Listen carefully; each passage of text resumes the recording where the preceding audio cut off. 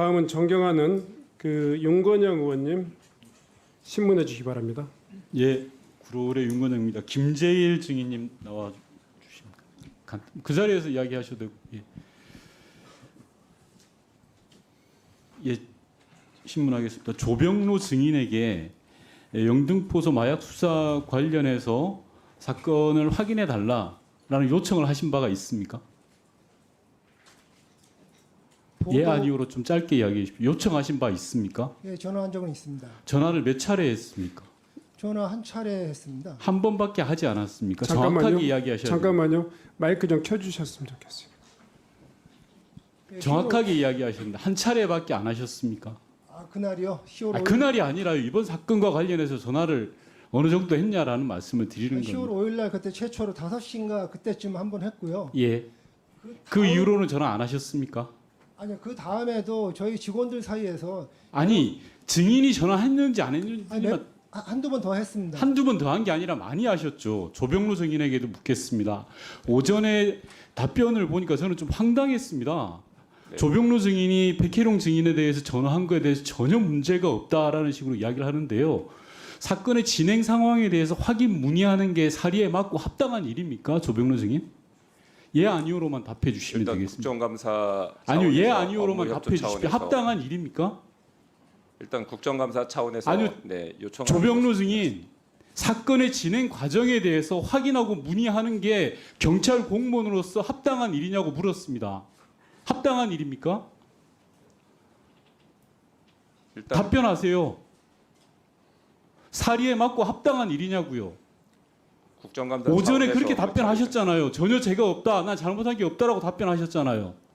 국정감사 차원에서 업무 협조가 왔고 언론 브리핑 내용 중에 세관 직원 언급 여부를 그래서 사리에 맞고 확인해달라는 합당하다. 그런 차원에서 했고 제가 되돌아보면 자, 경찰 소관 그만하시고요. 기능에 네, 조지호 청장님께 묻겠습니다. 며칠 전 언론 보도를 보니까 자천승이 아니라 자천을 시킨 거다. 조병로 증인에 대해서 그렇게 말씀하신 바 있죠. 예. 방금 조병로 증인께서 심각한 이야기를 하셨습니다. 국정감사를 핑계를 대면서 기관과 기관 간에 여러 가지 이야기를 할 수 있다라는 식의 이야기를 하는데요. 청탁금지법하고 사건문의 금지에도 위반 사항 아닙니까? 위반입니다. 자, 그런데 경찰의 경무관이라고 하시는 분이 저렇게 답변하는 거 그냥 두고 봅니까? 그리고 저런 부분들에 대해서 아무런 조치를 취하지도 않은 게 이게 말이 됩니까? 사건의 외압 여부를 떠나서 액면으로 드러나 있는 상황만 놓고 보더라도 경찰의 고급 간부가 사건 진행 과정에 대해서 기관에 확인하고 문의하는 게 아무런 죄의식 없다고 이야기하는 거가 심각한 상황 아닙니까? 보통 국민들은 저런 짓 못합니다. 명백히 잘못된 거 맞습니다. 빽 있는 사람들만 하는 겁니다. 높은 자리 있는 사람들만 하는 짓이에요. 경찰 고급 간부가 이거에 대해서 국회 청문회장에 와서 아무런 죄의식도 없이 당당하게 이야기합니다. 이게 의원님, 말이 됩니까? 의원님 제가 말씀할 기회를 조용히 하시고요. 경찰청장한테 제가 질의하고 있습니다. 경찰청장 조지호 증인 어떻게 생각합니까? 잘못된 거 맞습니다. 좋습니다. 뒤에 인천세관장 앉아주십시오. 다음은 이번 사건에 대해서 백혜룡 경정의 징계와 관련해서 좀 살펴보겠습니다. 조지호 청장이 인사청문회에서 말씀하신 건 집중수사 지휘 사건으로 있기 때문에 보고할 의무가 있고 공보규칙을 위반했다라는 취지로 말씀을 주셨습니다. 다음 PPT 봐주시면요. 애초에 국민신문고에 민원이 접수돼가지고 서울청으로 이송되고 감찰이 개시되고 징계가 진행되는 이런 스토리라인입니다. 국민신문고에 민원을 접수하신 분이 혹시 누군지 조지호 청장님 알고 계십니까? 그건 잘 모르겠습니다. 혹시 뒤에 경찰 배석하신 분들 중에 알고 계신 분 계십니까? 관세청장님 알고 계십니까? 저희 직원 중에 한 사람이라고 알고 있습니다. 맞습니다. 이번 사건의 주요 피의자로 조사받던 분이 국민신문고에 민원을 접수한 사안입니다. 맞습니까? 관세청장님? 예, 그런 걸로 알고 있습니다. 자, 그러면 액면으로만 보겠습니다. 주요 피의자가 신문고에 민원을 접수해서 억울해서 할 수 있습니다. 그런데 그걸 서울청에서 조사해서 감찰 개시하고 징계를 내린 흐름입니다.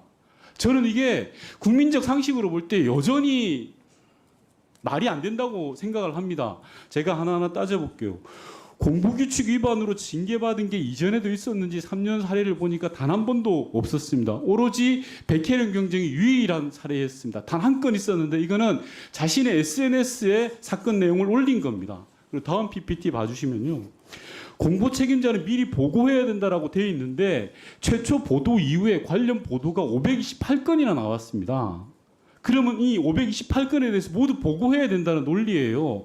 경찰이 지금 백혜련 경정을 징계한 사유는 저는 도저히 말이 안 된다고 생각을 하고요. 백혜련 경정 마지막으로 네, 30초. 네.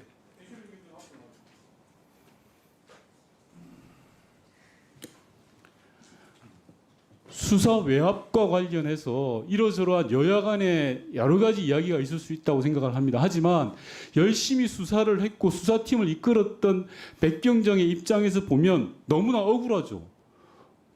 경찰 역대급 수사를 하고 실적을 올렸고 그걸 보고했는데 돌아오는 것은 오히려 징계입니다. 그리고 수사팀은 뿔뿔이 흩어지고 그리고 한 10여일 동안 그 결정적인 순간에 수사를 못했습니다.